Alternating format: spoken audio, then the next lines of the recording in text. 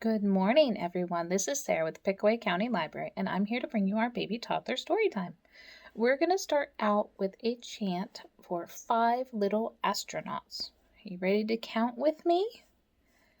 5 little astronauts flying to the stars. The first one said, "Let's go see Mars." The second one said, "There are comets in the air." The third one said, "There's an alien here." The fourth one said, "Let's fly up in the sky."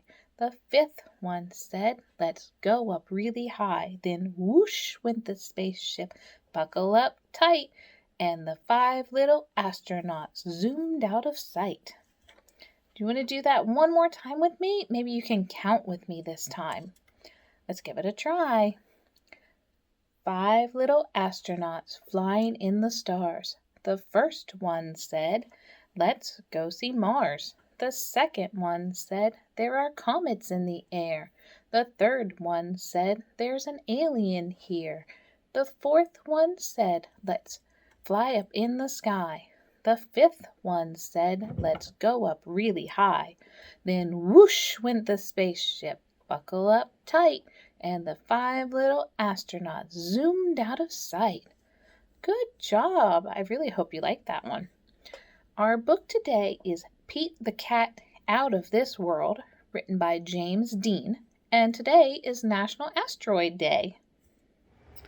Pete the Cat Out of This World. It's a great day. Pete the Cat is going to space camp. Pete meets his bunkmate, Glenn. As they unpack, there is an announcement. "Welcome, space campers. Please head to the classroom. Your mission begins now." "Time to suit up," says Pete. He and Glenn put on their uniforms and race to class. There are so many cool things to do and super neat stuff to see. Astronauts Tom and Chris talk about their trips they've taken, and they give a sneak peek at future space trips. "It would be totally rad to go to space," says Pete. The campers find out what it feels like to be an astronaut. They go in the zero-gravity chamber. They ride in rovers. They even build rockets. Pete's rocket flies very, very far. "Way to go, Pete!" shouts Glenn. "Next stop is Mission Control. We have some exciting news," says Tom. "Our next flight leaves today. We're going to the moon, and we have room for more." "Pete, do you want to go?" asks Sally. "That would be awesome," says Pete. It's time to buckle up and settle into the space capsule. 5, 4, 3, 2, 1, liftoff! Their ship speeds through space. They blast past a satellite and even spot a comet. Tom and Sally have a rockin' surprise for Pete. His guitar! He plays a groovy interstellar song for them. Mission Control listens in. In no time at all, they arrive on the moon. They are ready to explore. The astronauts collect rocks and map out the moon's surface. Pete has a very important job to do. He straps on a jetpack and heads towards Mars. He takes tons of pictures.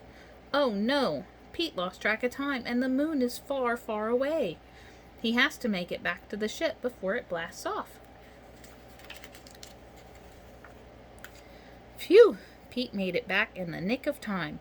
The astronauts head home, and there's time for a few more tunes. Pete sure knows how to make an entrance. Pete's trip to outer space was out of this world. Sure, he's psyched to have his feet back on solid ground. Rock it on, Pete. I hope you enjoyed our story. Thank you for reading along with me. This book and lots of others are available in our Youth Services Department and are ready for you to come and check out and take home to enjoy. The next part of our story time will be using our sensory bin.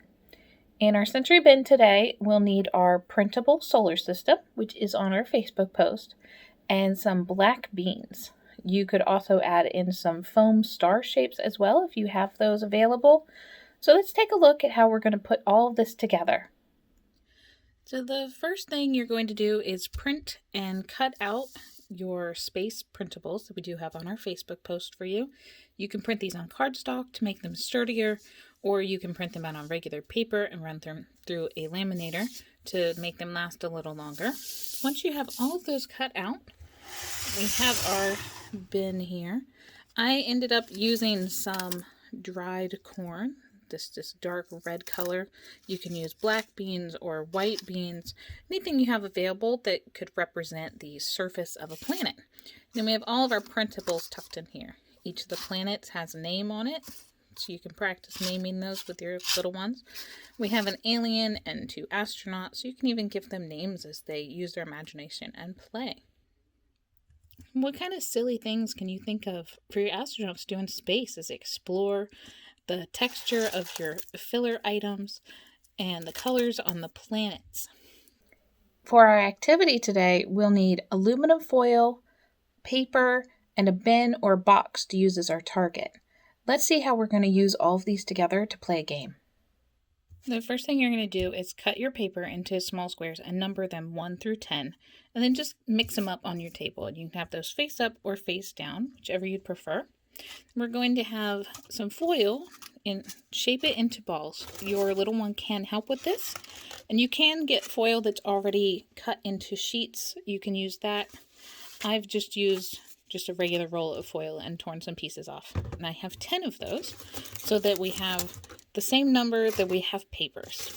So your little one is going to choose a number, or you can choose a number and help them count. So if they choose the number 5, you're going to step back and see how many of 5 moon rocks you can get into the bucket. And if they miss, just let them try again. They can put some in there and you can count and then find the matching number. You can do this either way. And just practice throwing, tossing, placing, putting them in and out of the bucket and matching your numbers. This is a very open-ended activity, so have fun with it. For our craft today, we will need some small star stickers, some black construction paper, and a piece of chalk.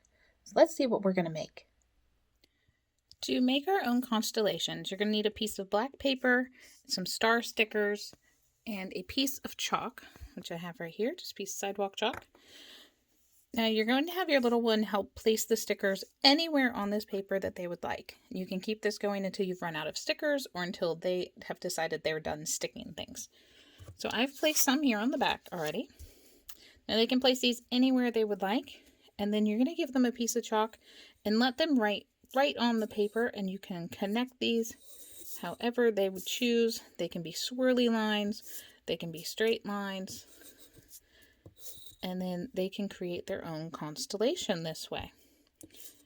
Now after they're done, you can talk about what the shape is that they've made, or if it looks like anything. And for the older kids, they can even name their constellation if they would like. We would love to see what yours look like when you're all finished. I hope you enjoyed our story time today, and you join us again next week as we continue to read and learn together.